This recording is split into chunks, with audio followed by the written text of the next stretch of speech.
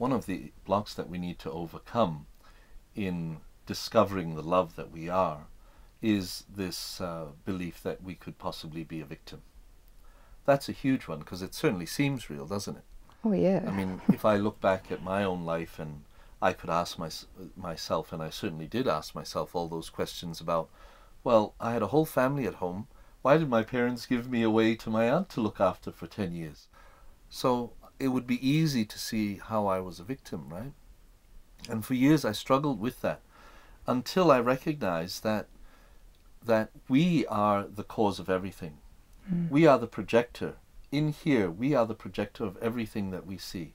Now that might be hard to swallow, and it was initially, until I recognized a couple of things. I mean, for me it was like, the recognition that everybody that's out there, whatever they're doing, it's only a cry for love if it isn't love. So nobody in their right mind would hurt you. Nobody in their God's divine self would do anything other than give love, right? That's right. So when I could see this, for me, there was great compassion for everyone that was involved in my story of abandonment. Because I think the issue that we have in this life is that we believe in victimhood. And unfortunately, what that does is it entrenches the belief that we are a body, which means that we're perishable. We have a start and an ending. Whereas what we believe is that we're an eternal being. If you're an eternal being, how can you have a beginning and an end? If you're an eternal being who is love, how can you experience suffering? How can all of these be real?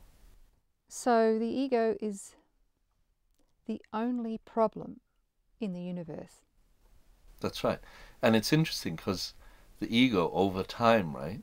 I mean, it's one of those things, at different times it's actually been exalted. It's good to have an ego. And other times there's this perception that ego just means pride, right? Or, too full of yourself, right? But it's such a limiting definition of what the ego is, and more importantly, the effect that it has on us. Exactly. Yes. See, the ego is a huge concept. The ego actually is who we think we are in its entirety. It's a mistaken sense of self, a mistaken identity. It's all of our beliefs and all of our values that we've acquired since childhood, since being born, really.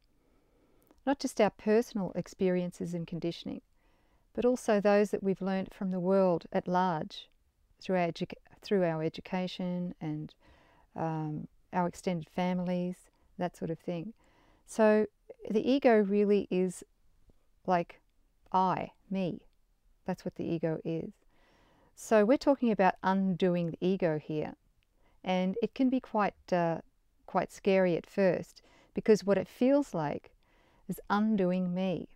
It's undoing the concept of me, and what comes up is the fear of loss. It's like, my God, if I undo me, then what's left?